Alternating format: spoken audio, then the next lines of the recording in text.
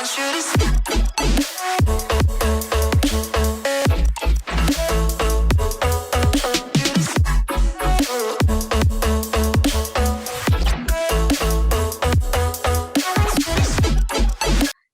tujuan dari event ini adalah kami ingin meningkatkan awareness untuk rekan-rekan semua tentang LPDP Scholarship.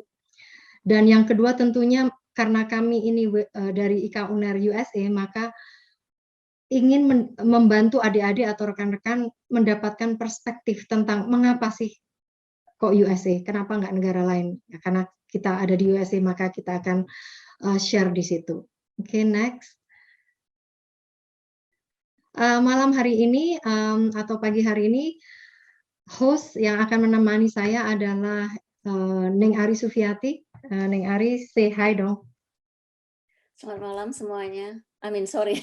Selamat pagi Indonesia dan selamat malam yang di Amerika Serikat atau di belahan bumi lainnya. Ya, Neng Ari ini adalah pemegang program Global Experience. Jadi acaranya banyak. Yang intinya mengajak adik-adik atau rekan-rekan semuanya untuk lebih mengetahui pengalaman-pengalaman di luar negeri dan tertarik untuk menuju ke sana. Ya, kita ada acara banyak.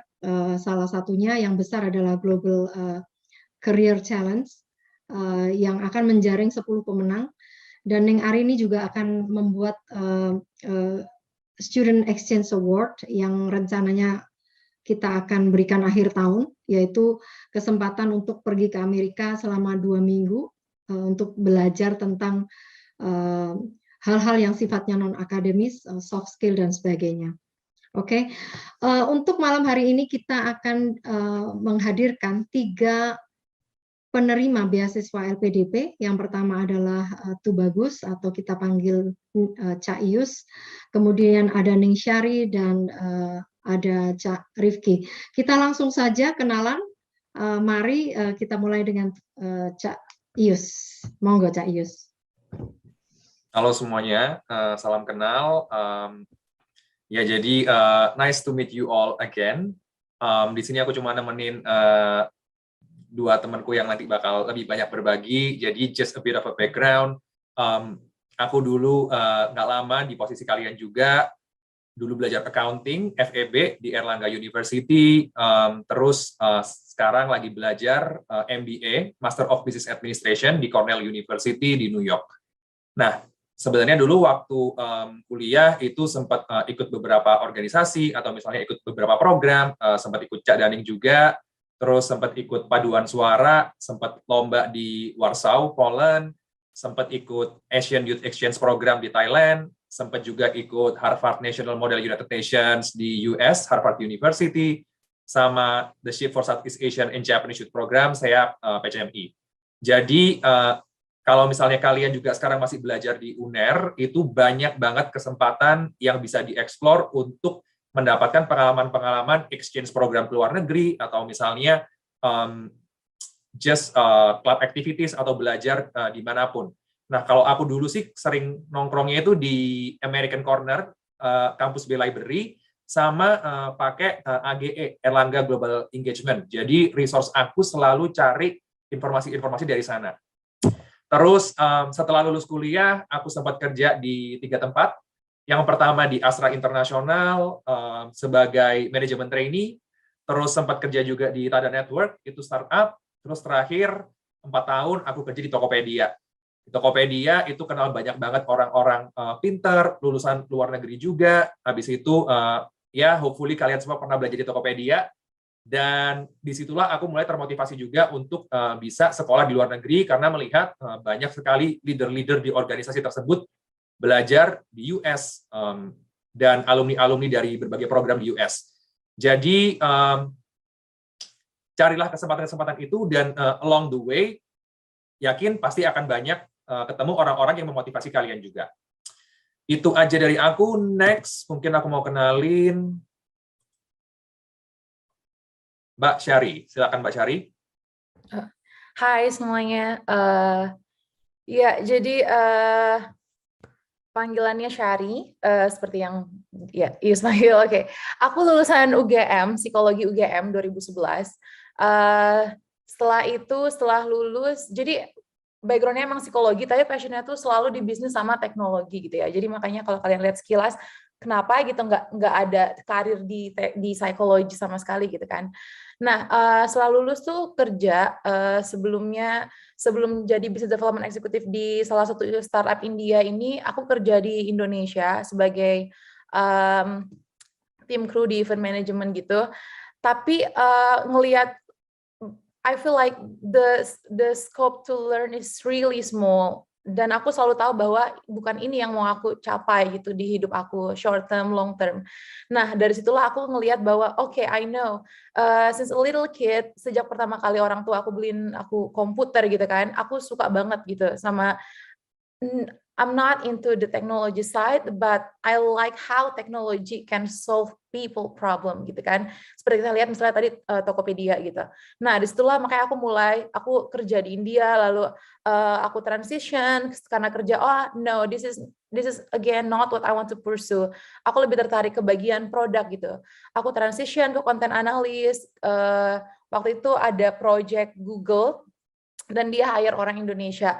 Jadi emang kesempatan biar bisa punya pengalaman internasional tuh banyak ya, tinggal gimana aja kita nyarinya. Nah, setelah itu aku balik ke Indonesia for some reason dan kerja sebagai product analyst di fintech startup. Kalau kalian pernah tahu dan bahkan pernah make iGrow. Setelahnya aku berangkat ke sini ke Maryland untuk MBA karena nanti akan dijelasin sama yang lain juga, karena itu salah satu shortcut banget biar aku bisa mencapai apa sih yang jadi long term goal aku nantinya. Nah, selama sekolah di sini, selain sekolah aku kerja part time 10 jam seminggu kurang lebih sebagai graduate assistant, and that's it. More we will talk about the other things later. So next I think will be Rifki. Halo semuanya, perkenalkan saya Rifki. Mungkin sedikit background dari saya, dulu S1-nya kuliah di ITB, stay ITB, jurusannya Electrical Engineering, terus sekarang lanjut kuliah lagi di Columbia University, ngambilnya Electrical Engineering and Computer Science lagi, kayak tetap di fokus yang sama. Kenapa fokus di situ? Sebenarnya karena dari dulu kecil emang suka dengan teknologi gitu, dan lebih ke teknologinya itself. Kayak I always like how technology can shape our future and solve our real problems gitu. Jadi selalu pengen bisa build things yang bener-bener nge-build untuk bisa nge-solve problem yang beneran ada yang bener-bener pain point yang ada di masyarakat gitu. Terus makanya waktu itu saya asalnya dari Jogja, tapi karena waktu SMA ya taunya ITB paling bagus kalau terutama yang teknik komputer gitu kan, jadi ngejar ke ITB kayak gitu. Terus waktu selama kuliah nggak cuma kuliah aja, jadi ngejar juga internship dan kegiatan lainnya di luar kampus, yang contohnya kayak saya sempat jadi sistem engineer intern di Sirka Silicon Technology, terus juga ikut yang Leaders for Indonesia.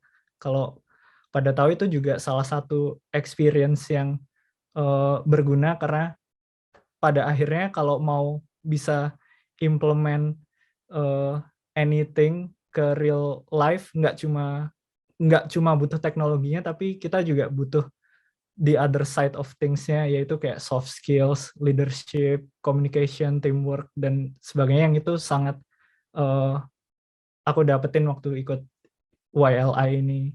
Terus setelah lulus, saya kerja di Grab, dan kerjanya juga hitungannya cukup bersinggungan, karena maksudnya tech company, tapi sebenarnya lebih banyak di business side of things, di mana kayak saya nganalisis data, terus ngebantu tim-tim yang lain itu untuk bisa bikin data driven decision. Jadi emang passionnya sekarang growing tech companies dan startup gitu, dan skills yang lagi di pursue emang dari data science, machine learning, yang semacam itu. Jadi sekian dari saya.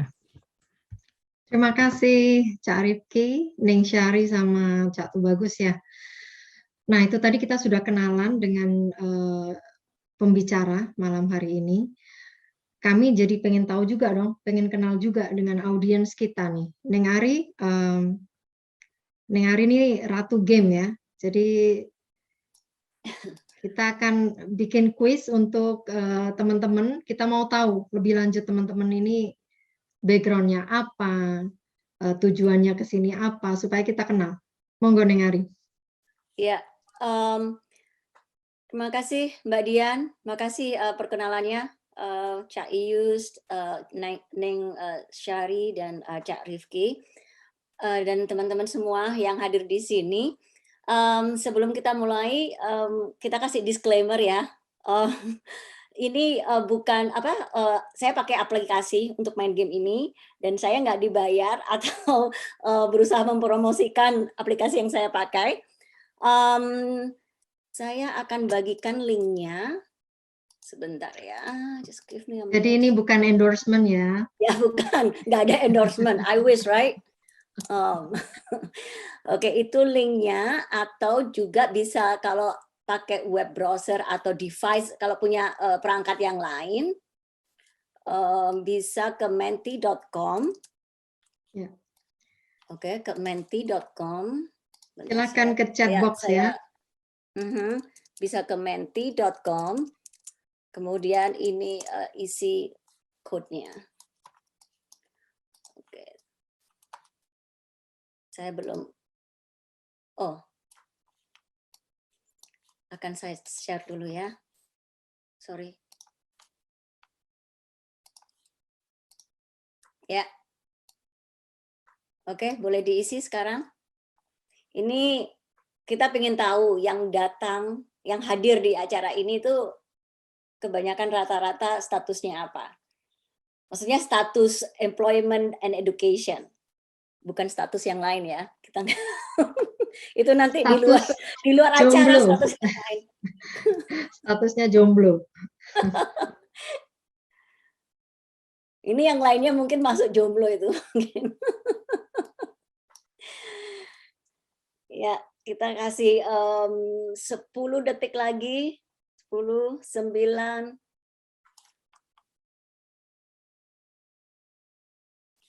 Iya, makasih. Oke, next.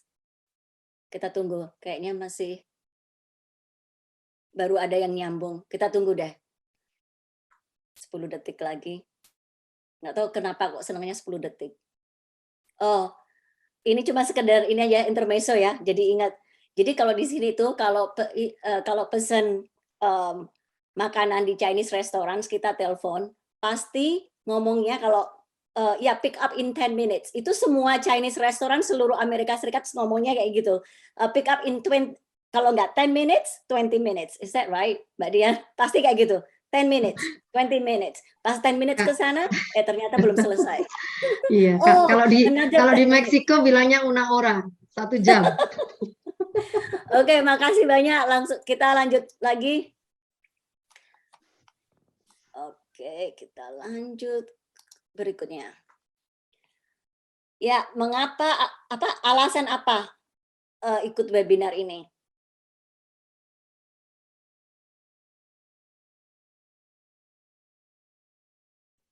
Coba lihat alasannya apa aja sih, pengen tahu. Silakan.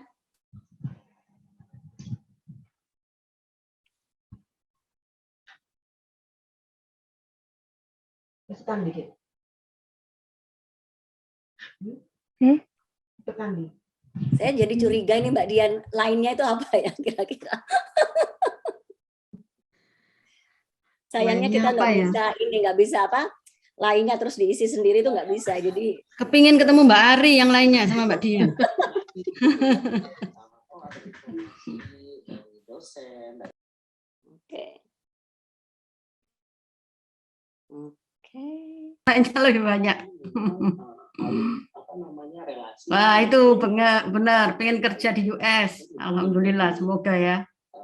Amin. Networking, tertarik dengan segala sesuatu yang oke. Ini tadi for fun. Kemudian selanjutnya itu ada game. Ini juga for fun. Untuk yang ini gamenya nggak ada hadiahnya, tapi kita akan ada game lagi habis setelah sesi kedua, dan itu ada hadiahnya. Jadi stay tune ya, sabar, tetap di sini. Oke. Mahasiswa itu sudah sangat pintar ya untuk mencari Ready? kesempatan. Ini ada background noise di belakang, bisa di mute ya. Bentar. Itu memang melalui relasi. Sebentar ya. Siapa itu ada? Ya. Sebentar saya share lagi. Ini kodenya beda lagi untuk main game, bentar ya Mbak. Bisa diisi Mbak Dian. Ada joke-joke mungkin. Ius ada joke. Sebentar saya mau share lagi nih. Ya, mungkin sambil apa kita langsung ke LPDP dulu? Ya, langsung aja kita masuk sesi ya. Nanti langsung aja gamenya yang sekalian di sesi kedua.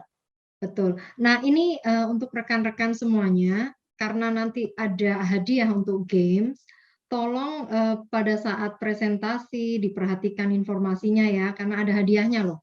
Ya, silakan Ius, Cak Ius ya. Oke. Nah, jadi tadi kan aku lihat sebenarnya banyak banget ya yang pingin, entah itu pingin ke Amerika atau misalnya pingin cari beasiswa. Nah, itu udah tepat banget lah. Karena kenapa? Karena itu yang bakal kita banyak bicarain hari ini. Jangan khawatir, karena kita bertiga, aku, Cak Rifki, Ning Syar'i, juga kemarin-kemarin pasti galau. Bisa nggak sih ke Amerika? Bisa nggak sih sekolah di luar negeri? Karena kan kita semua tahu ya bahwa harganya nggak murah banget, dan itu adalah sesuatu yang kayak, aduh, kayak mimpi banget deh bisa ke Amerika, apalagi sekolah gitu, dibayarin duitnya dari mana. Nah, sekarang kita itu udah punya yang namanya LPDP dari Kementerian Keuangan.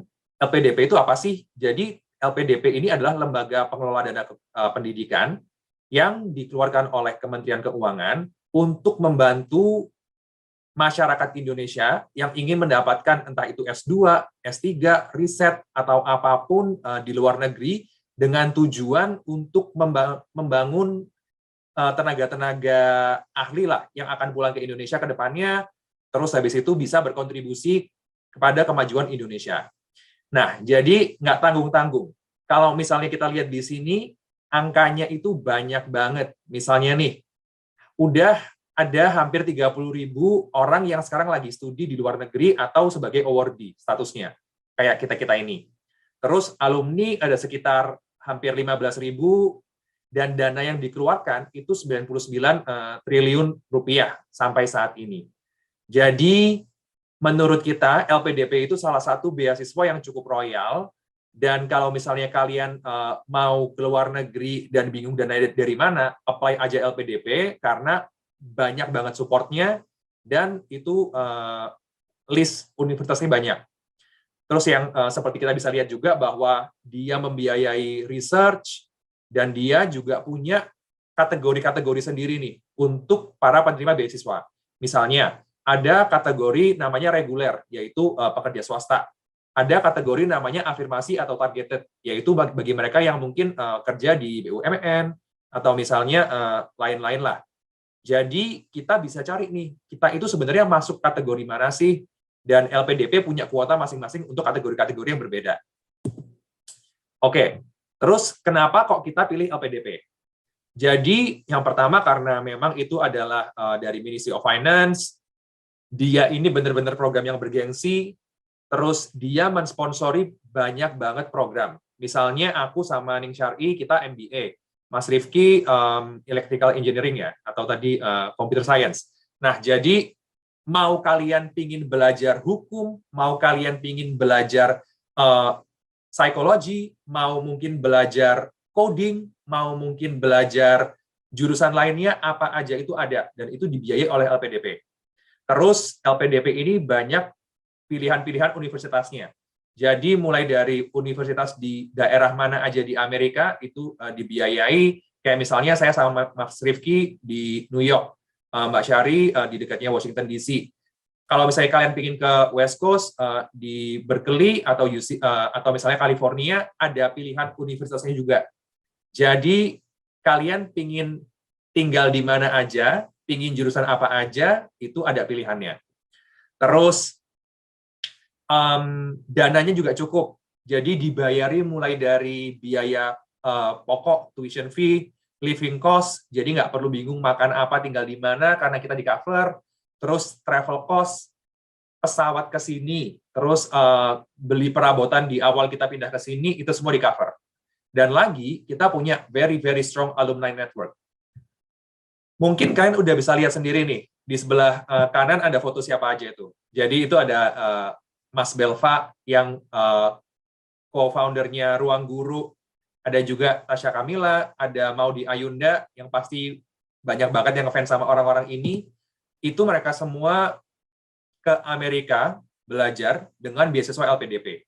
Jadi LPDP ini benar-benar ngebantu berbagai kalangan untuk bisa studi di Amerika. Nah, terus step-stepnya apa aja sih untuk bisa dapetin beasiswa LPDP?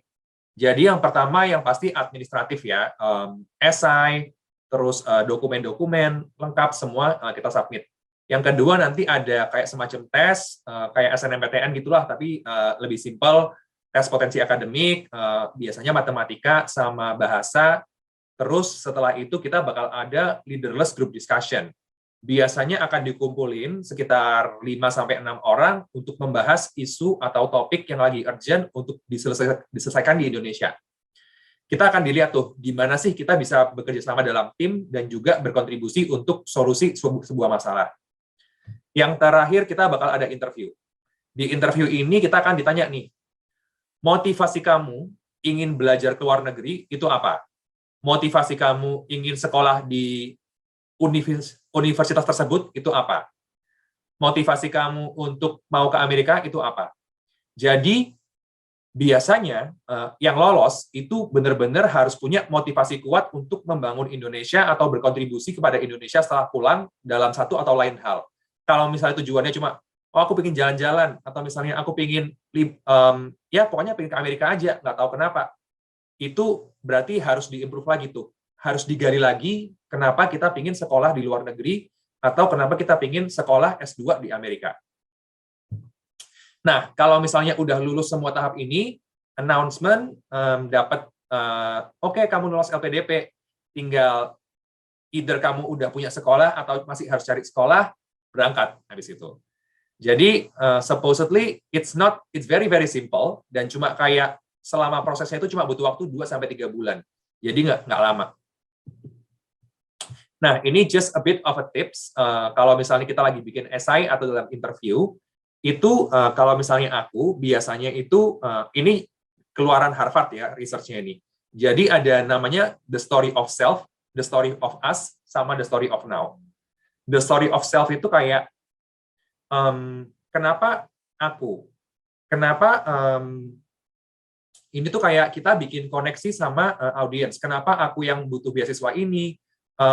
Kenapa, gimana background-ku sampai aku bisa sampai saat ini, dan ke depannya itu mimpiku apa, dan apa yang ingin aku lakukan. Yang kedua adalah the story of us. The story of us ini sebenarnya gimana kita bisa berkontribusi kepada masyarakat. Jadi, value-value apa sih yang bisa aku bawa atau share kepada masyarakat, pengalaman apa yang dulu aku punya yang bisa menjadi kontribusiku kepada masyarakat ke depan. Dan gimana aku bisa berdampak secara besar kepada masyarakat. Ini yang perlu kita sampaikan di essay ataupun interview. Yang ketiga adalah the story of now. Jadi, masalah apa yang ingin aku selesaikan, yang ingin aku kontribusikan? Atau kenapa aku butuh scholarship itu sekarang? Contohnya, misalnya dulu aku kerja di Tokopedia. Dan di Tokopedia itu aku membantu untuk menyelesaikan masalah adopsi teknologi untuk membantu masyarakat Indonesia bisa mendapatkan extra income.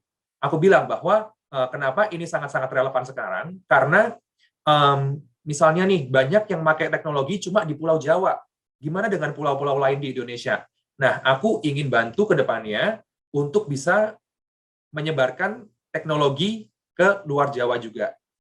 Nah, jadi 3 story ini, kenapa saya, kenapa kita, dan kenapa sekarang, ini benar-benar harus jelas dikomunikasikan di dalam storytelling itu di essay maupun interview.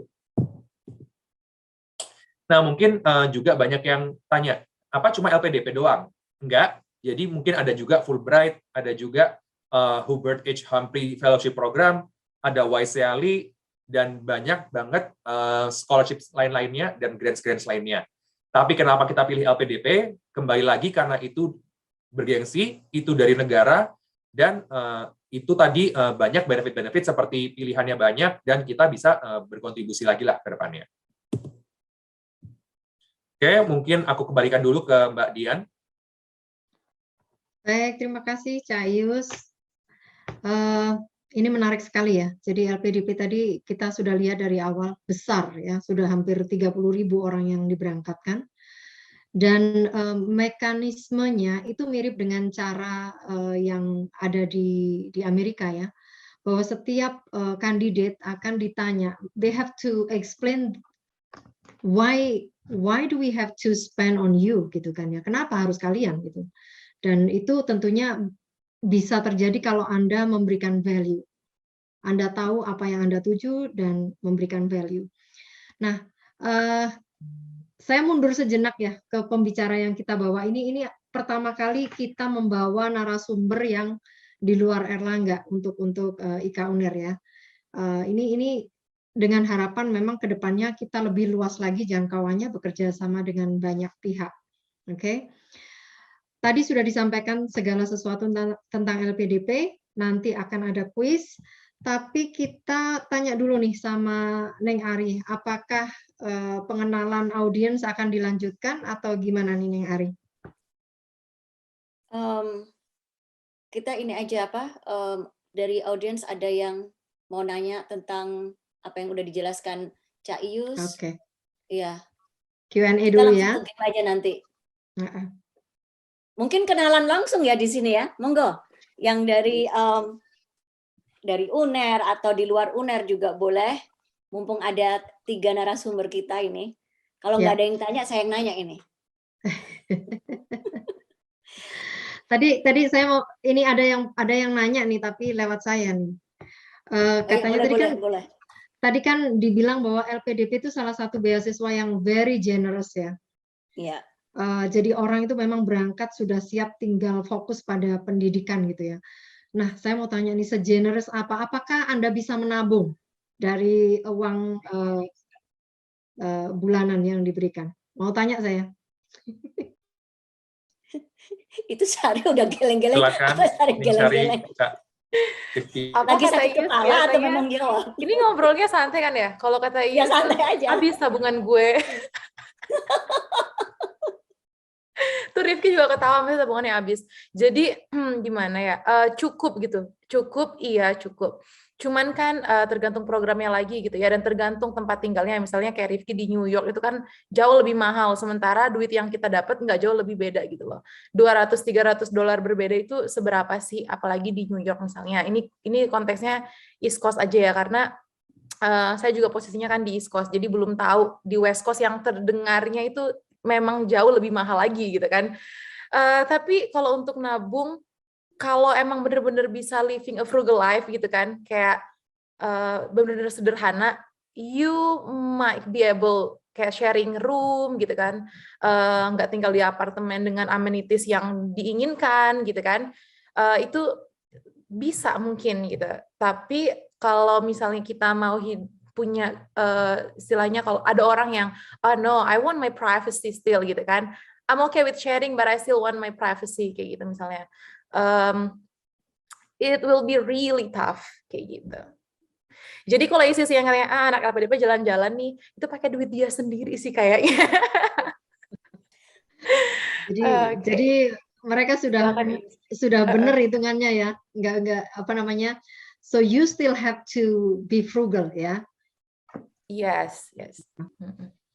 Ada lagi Mungkin yang nambahin sedikit. Jadi sebenarnya definisi generous dari LPDP itu adalah tuition fee dan living cost itu ditanggung.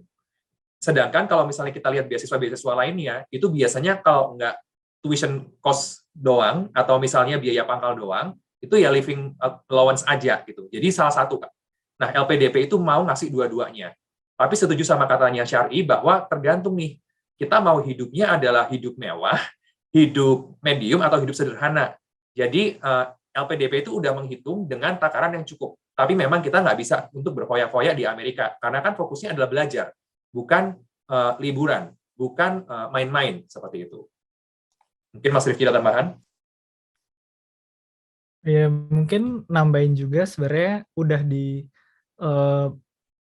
LPDP tuh generousnya mereka ngitung dari semacam UMR-nya juga gitu sih untuk tiap daerah. Jadi sebenarnya ini juga udah sesuai dengan UMR, tapi maksudnya kadang kayak ada daerah, kan UMR tuh kan rata-rata ya, kan kalau kayak misalnya daerah kayak di Jakarta aja misal, itu kan ada Jakarta Utara, Jakarta Selatan, dan maksudnya tiap daerah aja beda-beda gitu kan. Meskipun UMR-nya Jakarta sama, kayak di sini juga kayak gitu sih. Jadi sebenarnya kebetulan karena kampus-kampus itu daerahnya daerah rame, jadi ya lebih mahal dibanding normally regionalnya.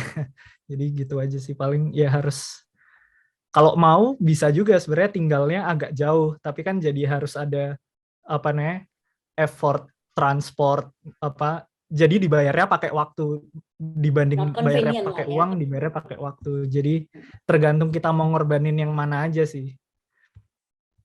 Ya, makasih. Ini Mbak Dian ada yang bertanya di chat, girls, boleh nggak ini langsung aja nanya langsung, ya? karena nyambung ya.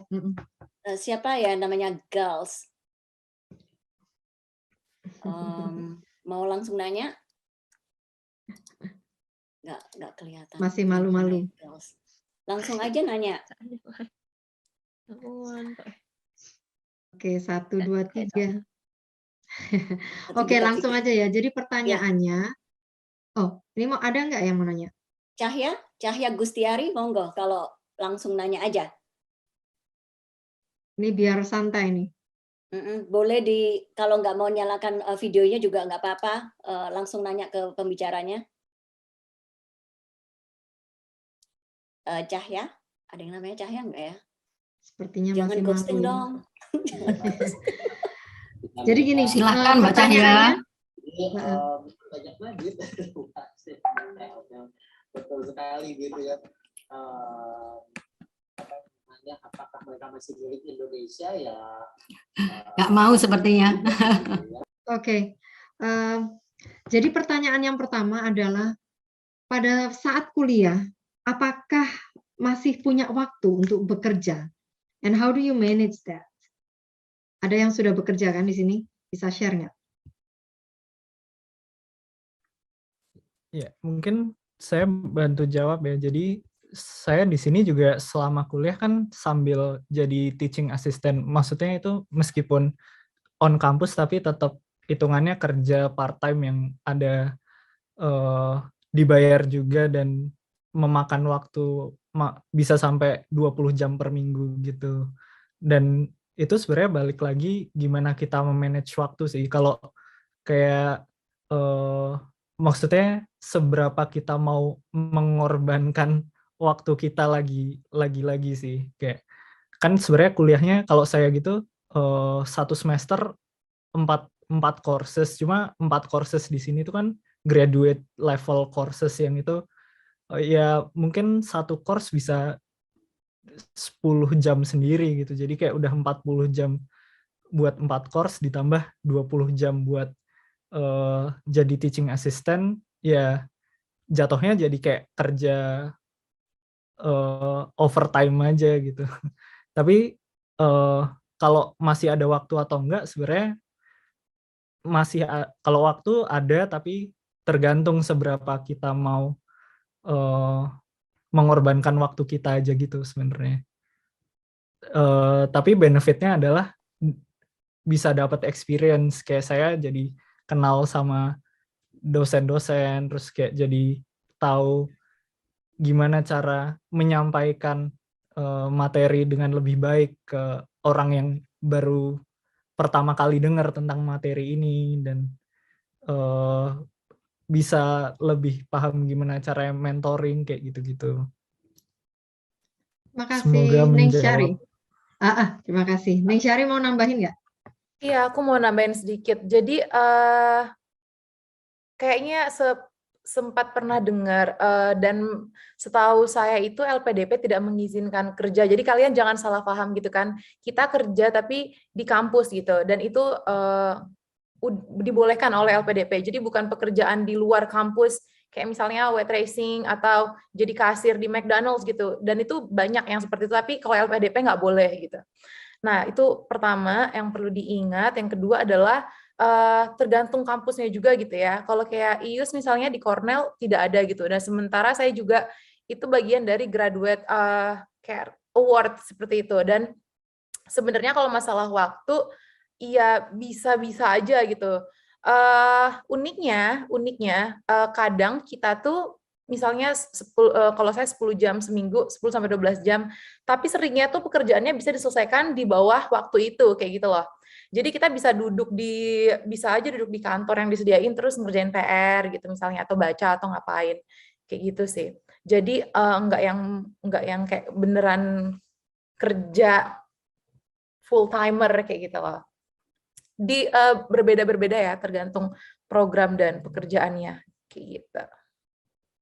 Oke, terima kasih. Jadi tadi ya, highlight atau emphasize-nya adalah hanya diperbolehkan bekerja dalam tanda kutip yang memang diizinkan oleh LPDP ya. Atau sih sebetulnya untuk F1 students pun memang tidak boleh bekerja di tempat lain kecuali di kampus. Jadi memang seperti itu. Ius mau tambah nggak? Atau mau next question aja? Mau menjawab Udah yang berikutnya? dijawab semua. Oke, kalau gitu pertanyaan berikutnya ya. In term of selection, jadi waktu interview di LPDP itu, apakah ada personal atau private question, for example marital status, sexuality, etc. Terus tipsnya, ini pertanyaan kedua, ada tips nggak untuk memilih universitas untuk studi lanjut? Silakan.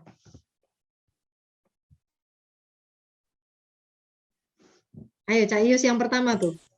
Oke. Ada nggak pas seleksi? Ya.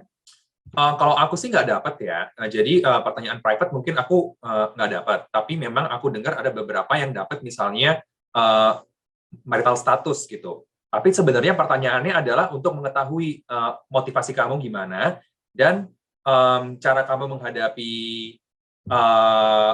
nanti misalnya marriage life tapi sambil belajar itu gimana. Misal nih, oh kamu menikah? Iya, saya sudah menikah misalnya. Terus gimana? Apakah istrimu akan ikut ke Amerika?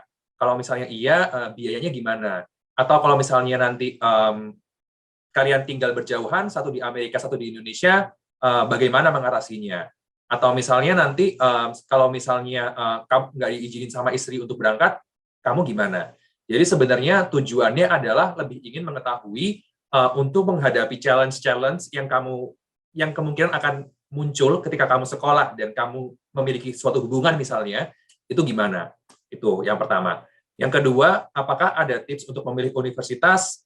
Jadi banyak-banyak research karena nggak semua selalu harus dari ranking. Tapi kadang-kadang memang kalau aku sih melihatnya dari dua. Yang pertama, satu lokasi, aku ingin belajar di kota mana. Yang kedua, aku mau belajar setelah lulus, aku ingin jurusan, aku ingin kerja di mana, dan aku ingin apa yang aku pelajari. Karena kembali lagi, setiap sekolah itu strength-nya beda-beda. Misalnya nih, karena mungkin aku juga ingin belajar bisnis dan sedikit teknologi atau finance, aku ke Cornell. Tapi kalau misalnya aku ingin banget belajar marketing, mungkin aku akan ke Chicago atau lainnya. Jadi setiap sekolah punya kekuatannya masing-masing dan harus banyak-banyak research untuk tahu kita mau kemana. Mungkin Syari atau Rifki? Aku jawab yang pertama. Waktu itu aku juga ditanyain sih, kayak kamu umurnya berapa gitu. Ada rencana nikah nggak? Karena kan di Indonesia kebanyakan stigmanya bahwa umur sekian-sekian usia menikah seperti itu kan. Ya kalau seperti itu, seperti yang Ius bilang gitu kan, diambil positifnya aja bahwa memang kan tujuannya untuk sekolah, jadi mereka palingan cuma mau ngecek keseriusan kita dan bagaimana kita bisa memanage aja sih, gitu. Jadi santai aja. Mereka nggak ngorek-ngorek informasi pribadi gitu kok. Kalau untuk pertanyaan kedua, kayaknya Rifki punya jawaban yang lebih oke deh. Iya. Mungkin sebenarnya itu juga bakal dibahas Nanti di kita next bahas session. ya. Iya, kita Iya, simpan dulu deh yang bakal itu ya. lebih.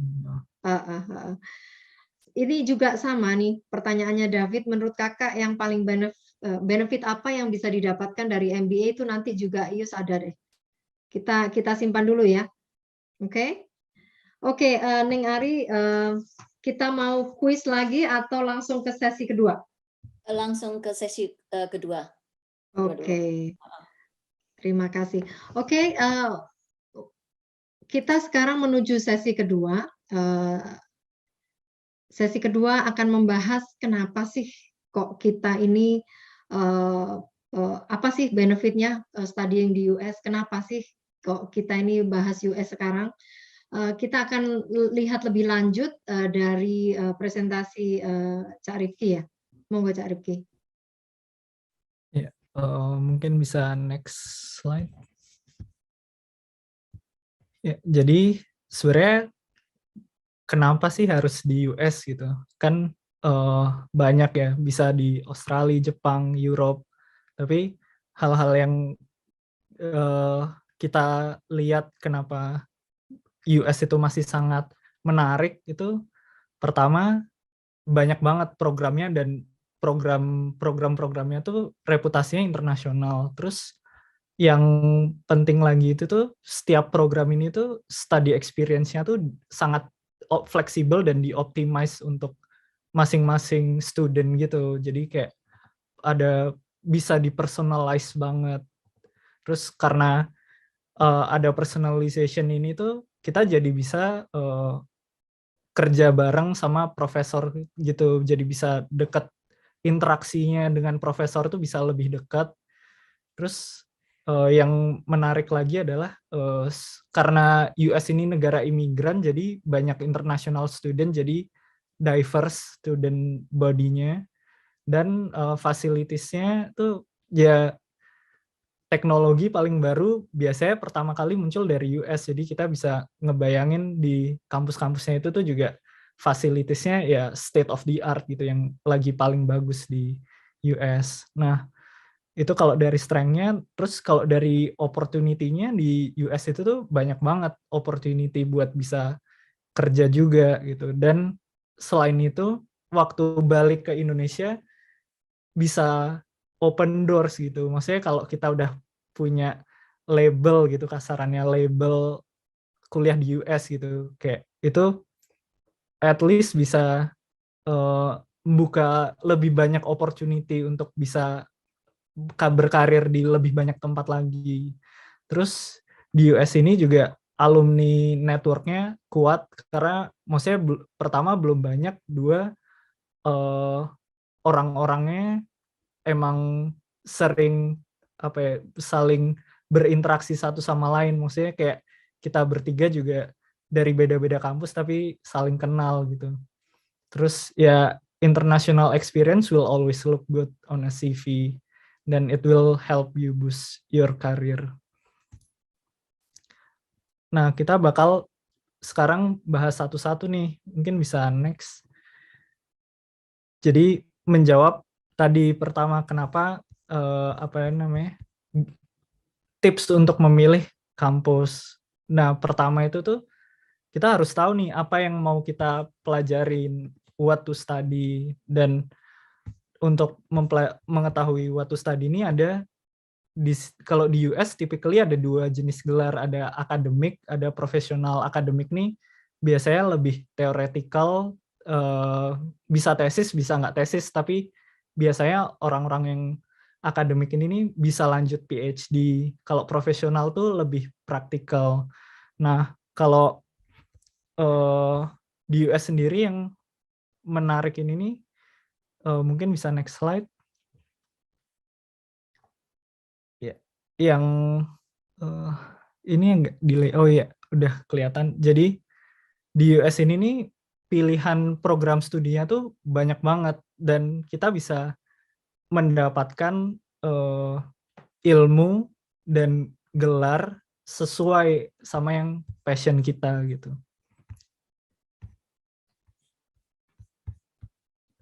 Mungkin sekarang next.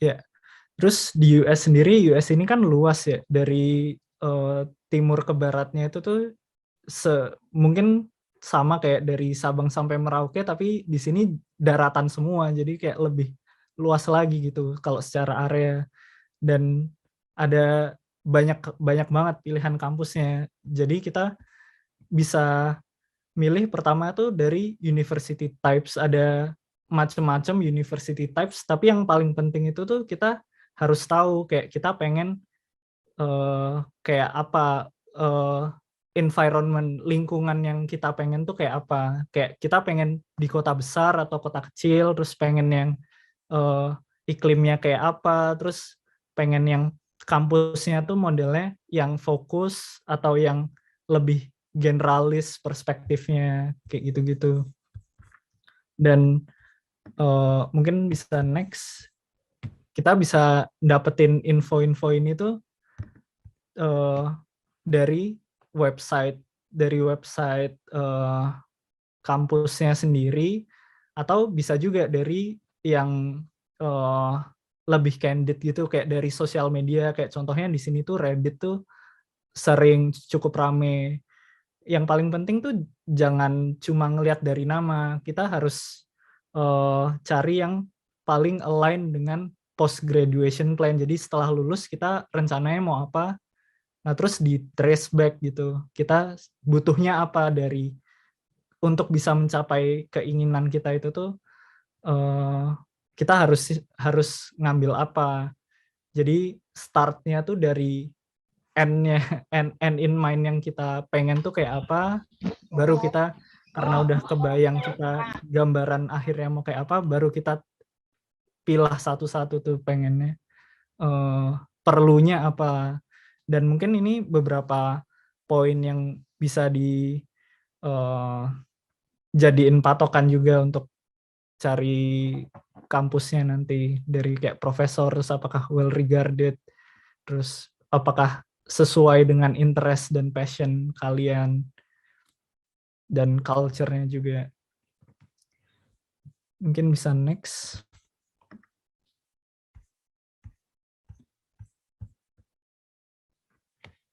Terus gimana sih sebenarnya rasanya kuliah di US? Nah, kuliah di US ini nih nggak bisa dipungkiri, ini juga lingkungannya itu tuh terpengaruh oleh American values gitu. Yang American nih valuing individuality dan independence, terus privacy, terus sangat menghargai waktu, terus orang-orangnya juga direct, dan mereka sangat peduli equality, civil rights, tapi juga informal gitu, dan selalu lebih forward looking dan willing to change, dan ini semua kerasa banget waktu kuliah di sini.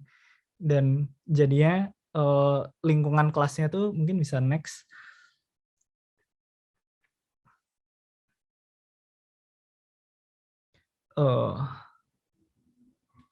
Ya, jadi lingkungan kelasnya itu sangat bisa kelihatan, kita tuh diharapkan untuk bisa independen dalam mencari informasi yang kita butuhkan gitu. Jadi ada setiap awal semester selalu ada dikasih tahu aturan, silabus, terus kayak gimana grading policy-nya, dan ada available resource apa, ada yang namanya office hours gitu tuh, kita bisa beneran ngobrol one on one sama profesornya langsung, kita ngerasa kesulitan di bagian apa, terus butuh support needed-nya apa, dan profesornya biasanya juga bisa nge-accommodate gitu, terus kayak labs kita bisa pakai kapan aja, dan career center yang kita bisa minta tolong kayak untuk CV gitu di review sama career development officer-nya kayak gitu-gitu. Terus selain mendapatkan informasi ini harus independen, kita tuh juga active participation tuh sangat dihargai. Jadi kita datang ke kelas tuh nggak cuma datang aja, tapi sangat di-push untuk speak up. Jadi biasanya orang-orang tuh sebelum kelas udah membaca dulu materinya, dan di dalam kelas tuh jatuhnya jadi lebih diskusi dan review, kayak ada yang belum pahamnya di bagian apa. Jadi lecture-nya tuh nggak cuma satu arah, tapi lebih dua arah. Jadi kayak profesornya tuh juga nganggap kita setara, karena kita juga udah di-expect untuk bisa mengerti dia apa yang diekspektasikan dari perkuliahan hari ini. Jadi kita bisa dapat pemahaman yang lebih dalam dan jadi lebih connect dengan profesor dan other students, jadi networking juga. Terus yang paling penting juga kita harus selalu curious dan open-minded sih. Jadi karena udah sampai US, ya harus udah jauh-jauh gitu kan, kayak ini beneran beda 12 jam gitu, belahan dunia yang sebaliknya dari Indonesia. Jadi try to grab every opportunity that are out there, dan organize yourself, maximize what resources that are available, kayak gitu-gitu.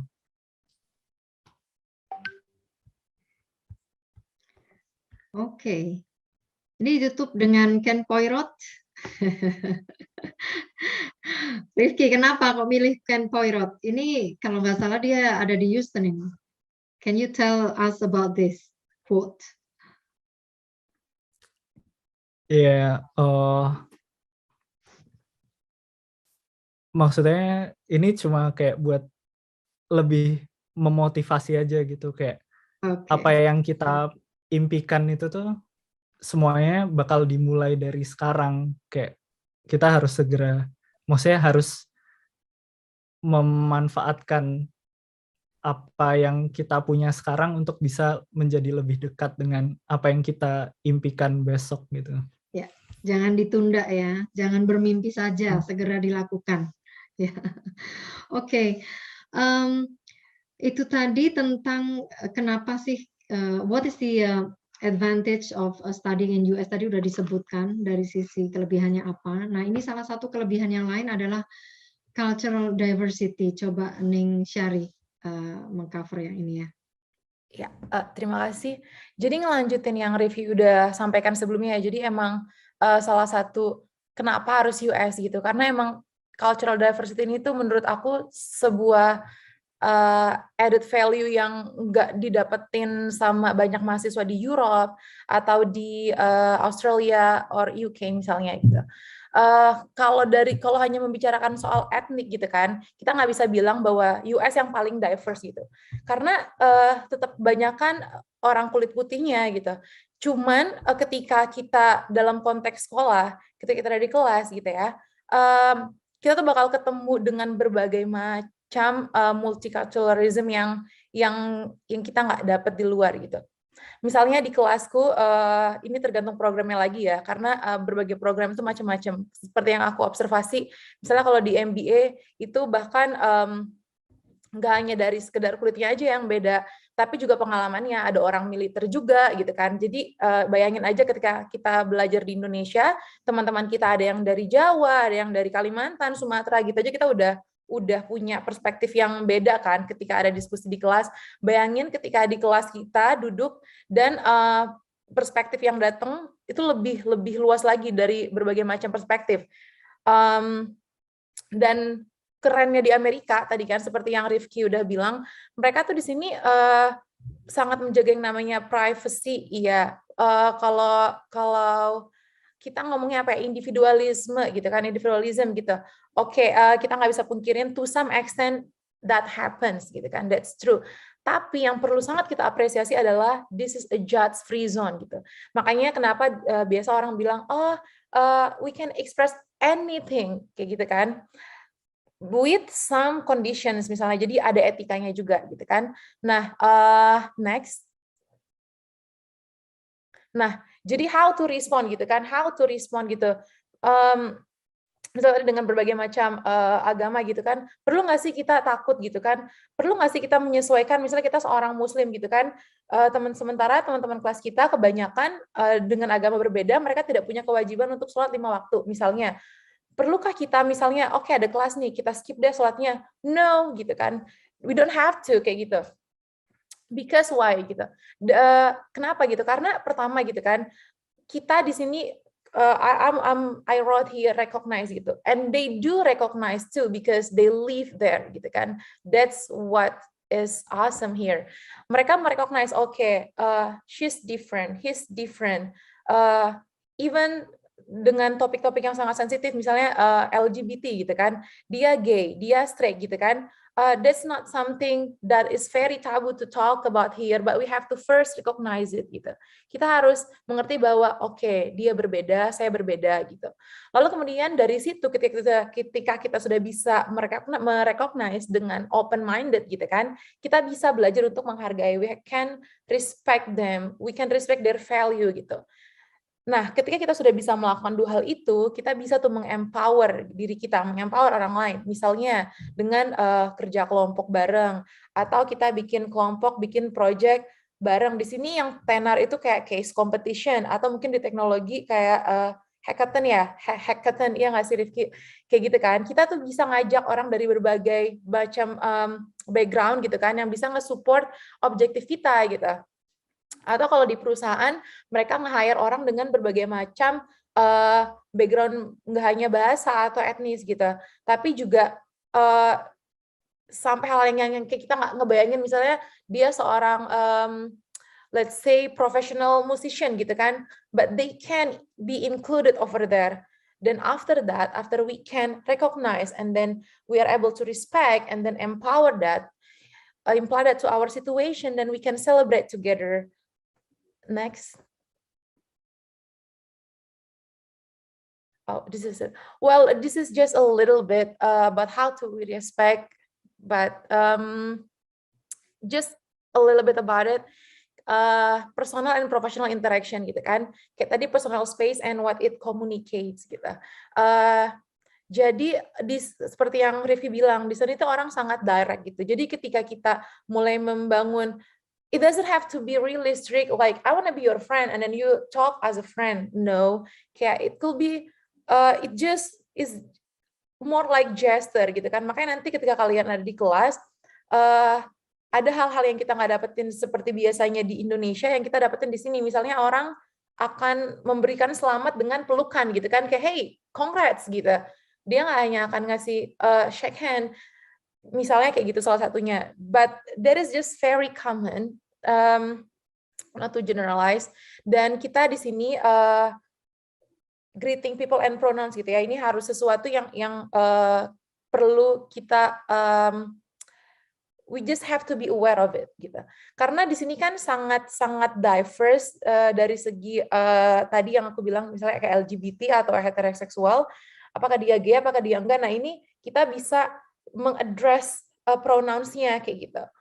Dan yeah, well, just as usual, being open-minded, and then the other norms and life outside the classroom, I think that will be very common. We can just skip it. Please, next. So, lebih dalam lagi, kayak gimana sih ini diimplementasikan di US gitu kan? So, yeah, sejauh ini kalian bisa bayangin bahwa di US itu ada hampir 1 juta mahasiswa gitu. Dibanding sama negara-negara lain, I think this is one of the highest, or even the highest. Yes, please correct me if I'm wrong. Dan angka ini turun di tahun ini karena COVID ya. Sekarang sudah mulai relax. Jadi bisa diasumsikan dan diekspektasikan bahwa jumlahnya akan bertambah. So you can imagine how exciting and how challenging it is actually, because as much as we want to collaborate and we can collaborate with this all diversity, we actually compete. And when we want to look for, let's say, internship, right? We actually compete, but it's also how this is very empowering to in another words we can say that. Lalu seperti yang tadi udah aku bilang, nggak hanya ethnicity tapi kepercayaan juga gitu kan, ketertarikan, berbagai organisasi yang bisa kita manfaatkan. Jadi misalnya kita sekolah, aku ngambil dari background aku gitu, misalnya di MBA, oke, ada orang yang tertarik untuk membangun startup di samping sekolah. Oke, they can look for those resource. We can utilize those resource in the school. Also, as Rifki has mentioned before, like there are many more resources that we can really utilize, like the professor itself with the office hours. We can talk to him one by one, and even we can just simply shoot them an email like, "Hey, I have this project. Can we talk more about it? I would like your feedback on it." Something like that. It's very, very informal yet very respectful, because they are fostering environment of multiculturalism really well. And also they can accept all religious practices and traditions. Jadi, well, this is a little tough topic to talk about, kind of sensitive about Islamophobia or whatever is that, karena tergantung lokasinya lagi.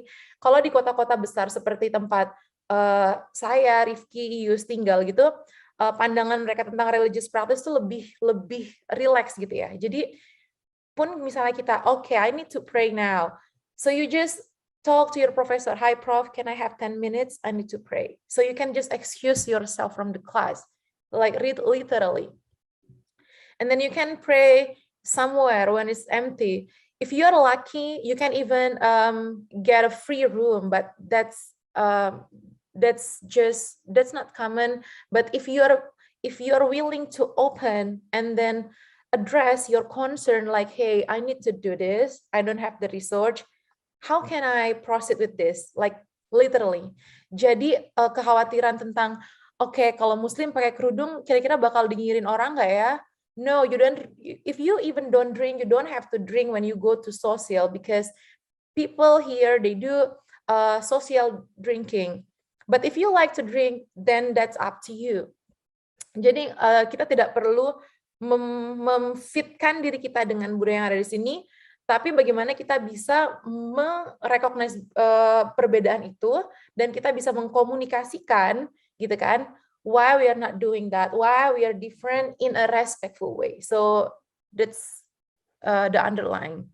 Dan supportive infrastructure for people with disability. Kalian bisa bayangin di sini dari supermarket sampai sekolah tuh mereka menyediakan infrastructure, ruang ataupun tools gitu ya buat orang yang misalnya nggak bisa jalan gitu atau perlu menggunakan kursi roda. Jadi sangat people with disability friendly. So yeah, next. Nah, this is the last one. Another thing yang lagi hype banget di sini, and then why you should consider yourself. Why you should consider USA, to be your destination for higher studies, because it's not only diverse, but they also currently campaign these two things, equity and inclusion. Jadi kalian punya kesempatan yang sama dengan orang dari negara lain, dengan orang dari culture line, and the other thing, then inclusion. So this is a very, very good opportunity not to only build yourself to express, but really, really to have a wider perspective on anything. So I think that's all. Oh, one more. It is just a little bit. Jadi kayak sederhananya gitu kan, in practical, gimana sih kita. So start with share where you're from. They are very happy. Lalu manfaatkan mahasiswa domestik di sini gitu kan sebagai resource gitu kan. Jangan pernah takut untuk bertanya. Nah, ini hal yang sangat perlu ditekankan ketika di sini. Jadi ketika di Indo kan kita tidak terbiasa untuk langsung bertanya atau langsung meminta tolong gitu kan. Di sini tuh benar-benar sangat direct gitu. Bahkan sampai ke level pekerjaan, kalau baca-baca di case dan ngobrol sama alumni-alumni, misalnya mereka bilang, oh, why don't I get promoted? Because you don't ask, as simple as asking gitu. Jadi positivity dan kepercayaan diri, lalu keberanian buat bertanya, berani untuk bicara gitu kan, yang dilatih dari kelas, which is really great that we don't have that in our class in Indonesia. That will build our ability to actually share our voice, share our opinion, being disagree, being agree, something like that. So just don't panic and just try to observe, to research and relearn, and then don't worry about culture shock because there will be people helping you, especially when you are international students. Just being open, go to them, share your concern, and you'll be fine. And yes, that's why US is awesome. Thank you. Terima kasih, Neng Syaria. Ini saya lihat partisipannya nambah nih. Jadi terima kasih Mbak Ratna yang udah memberikan link langsung sehingga memungkinkan teman-teman last minute bisa gabung lagi. Untuk yang baru gabung, saya mau membuat summary. Kita ini membahas kenapa sih Amerika itu menjadi tempat yang perlu diperhitungkan untuk belajar gitu ya. Jadi kita mengambil 3. Yang pertama tadi adalah lebih ke arah academic excellence ya, dan bagaimana sih environment di Amerika itu bisa membantu kita untuk belajar secara optimal. Nah, yang kedua tadi dibahas oleh Neng Syari yaitu cultural diversity. Jadi memang kalau kita berbicara racism itu ada di belahan dunia manapun, pasti itu ya. Di Amerika pun pasti ada. Tetapi mungkin yang perlu teman-teman lihat di sini adalah ada aturan yang jelas, ada perlindungan, dan karena ini negara imigran ya, mereka tuh sangat terbuka dan mereka memandang bahwa setiap orang yang mempunyai value. Jadi Anda akan didengar, dan kalau Anda aware, Anda sadar, Anda bisa melakukan respon yang benar, Anda bisa melindungi diri Anda sendiri, dan Anda dilindungi secara hukum. Jadi itu ya. Kita menginjak ke why study in US yang ketiga nih, yaitu support system untuk international students. Tadi ada yang bertanya tentang setelah sekolah bisa nggak sih berkarir di Amerika? Ini nanti dibahas di sini. Cak Yus, tolong disampaikan poin-poinnya. Terima kasih. Oke, thank you Mbak Dian. Just a quick one on this. Oke, jadi perlu diketahui bahwa ketika kita belajar di luar negeri atau di US terutama, itu it's going to be like super fun, banyak banget berbagai macam support dari berbagai macam pihak, dan mungkin kadang kita akan kangen makanan Indonesia, tapi most of the time kita nggak bakal kesepian kok. Kenapa? Ini aku bakal share sedikit aja. Yang pertama, kita bakal punya namanya School Career Advisors. Jadi tiap-tiap sekolah itu punya, tadi kayak Mas Rifki juga udah bilang, ada office hours atau misalnya ada career advisors dan segala macam. Ini adalah kayak misalnya staf fakultas yang ngebantuin nih. Oke, passionmu apa? Atau misalnya pengalamanmu sebelumnya apa? Atau misalnya kamu punya skill di bidang apa? Nanti bakal dibantuin tuh. Kalau misalnya memang passionmu di art, mungkin kamu bisa coba, atau misalnya kamu suka hal-hal kreatif, kamu bisa coba jalur marketing. Atau misalnya kalau misalnya passionmu di data, atau misalnya angka, mungkin bisa coba masuk ke jalur finance. Dan selain mereka ngasih tahu, selain mereka advising, mereka juga bakal ngebukain jalan. Mereka bakal connect kita ke alumni. Mereka bakal kasih kita link-link job application apa aja yang kita bisa daftar. Jadi benar-benar semua itu dipikirin dari awal sampai akhir. Nah, kenapa kok mereka melakukan itu? Karena semua sekolah di US itu benar-benar peduli sama yang namanya data atau statistik mereka. Kalau misalnya ada student mereka yang nggak dapat pekerjaan setelah lulus, itu akan berdampak pada nama baik universitas tersebut. Tadi mungkin ada yang tanya, kalau misalnya kita mau cari sekolah di US, itu kita peduli sama ranking nggak sih? Ranking mana yang kita biasanya lihat? Nah, jadi ranking-ranking itu mereka dibuat berdasarkan banyak sekali matriks. Salah satunya adalah alumni sekolah tersebut dapat pekerjaan yang bagus nggak sih? Gajinya oke nggak sih? Atau misalnya masuk ke industri yang menarik nggak sih? Dan itu semua diperhatikan oleh career advisors. Yang kedua, kita punya namanya Indonesian Organization atau Permias, di mana ini adalah Persatuan Mahasiswa Indonesia di Amerika Serikat. Jadi, kalau misalnya nih, contohnya, tadi Mas Rifki sama Mbak Syari udah bilang, aku tinggal di New York misalnya ya, aku main ke Philadelphia, atau ke itu aku punya teman di sana. Aku bisa ketemu sama orang Indonesia yang lagi belajar di sana. Kadang aku nggak kenal nih, tapi aku bisa tuh tiba-tiba diundang makan. Kamu lagi di Philadelphia ya? Main yuk makan bareng. Tiba-tiba punya teman baru. Atau misalnya aku main ke New York City. Atau misalnya aku main ke LA, Los Angeles. Aku nggak perlu misalnya harus bayar hotel, atau misalnya harus biaya sendiri untuk penginapan, karena biasanya kita itu udah kayak punya semacam value untuk sama-sama saling nge-host lah, saling ngebantu student yang lagi sama-sama belajar di Amerika. Terus ada namanya student clubs. Jadi mungkin sama kayak ekstrakurikuler di kampus di UNER gitu ya. Tapi di sini ini benar-benar beragam lah. Mungkin ada kayak student club teknologi, ada marketing, choir juga ada namanya Glee Club juga, atau misalnya ada banyak banget. Mau tadi mungkin misalnya Syari bilang ada affinity groups, atau misalnya women groups, atau misalnya ada football club, itu semua ada. Dan itu benar-benar kayak mengajarkan kita untuk, misalnya aku join teknologi club gitu. Di sana diajarin tuh, jadi industry knowledge, atau misalnya skill-skill yang penting apa aja untuk bisa sukses di teknologi industri, itu dikasih. Kita diajarin cara-cara interview. Bener-bener, misalnya aku semester 2 atau 3. Anak-anak semester 7 atau 8 yang sudah dapat kerja, itu bakal ngajarin tuh untuk interview aku. Jadi kayak semacam mock interview, jadi kita nggak, ketika nanti benar-benar interview sama yang cari kerja, itu bukan pertama kali kita interview, tapi kita udah pernah ngerasain.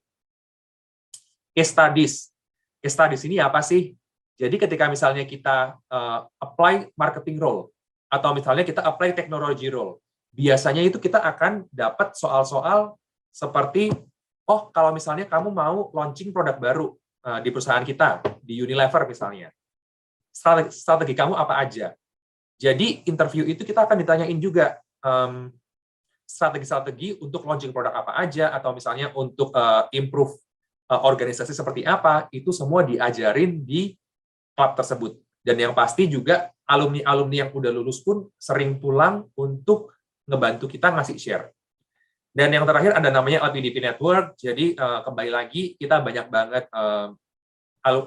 yang biaya LPDP di sini. Ini biasanya kita akan saling pengalaman, atau misalnya kadang-kadang juga bisa tinggal bareng, jadi kita pasti nggak akan kesepian. Nah, yang terakhir, kita sebagai student di US itu bisa punya 2 visa, F1 atau G1. Yang aku mau bahas sekarang ini yang F1, kenapa? Karena ini juga support dari universitas, dari government US. Setelah kita belajar di US, misalnya aku sekarang belajar 2 tahun, Mas Rifki juga 2 tahun, Mbak Syari 2 tahun, setelah lulus, kita bisa langsung apply pekerjaan di Amerika, dapat allowance 1 tahun kerja di Amerika. Jadi, karena memang Amerika pun sebetulnya butuh talent. mereka butuh orang-orang yang mau kerja di Amerika, dan mereka butuh orang-orang yang sangat-sangat pintar dan punya skills lah istilahnya. Nah, aku punya allowance kerja 1 tahun. Kalau misalnya aku jurusannya itu STEM atau Science, Technology, Engineering, and Mathematics, aku bisa punya tambahan 2 tahun untuk kerja di Amerika. Jadi total-total aku bisa tanpa harus apply visa baru, tanpa harus susah-susah nyari perusahaan yang mau sponsor atau segala macam, aku dapat 3 tahun allowance bisa kerja di Amerika. Nah, siapa sih nggak pengen kerja di Amerika, kan seperti itu. Jadi, benar-benar benefit dari kita belajar studi di Amerika, itu nggak cuma dari sisi studi doang, tapi dari sisi kita bisa punya pengalaman kerja di Amerika. Terserah kalian, nanti misalnya setelah 3 tahun mau kerja di Amerika lagi, atau mau pulang ke Indonesia, tapi for sure adalah ketika kita udah punya pengalaman kerja di Amerika, setelah pulang pun kita akan jauh lebih dihargai, karena kita punya pengalaman kerja dengan environment yang berbeda, dengan negara yang jauh lebih maju lah istilahnya. Mungkin itu so far dari aku.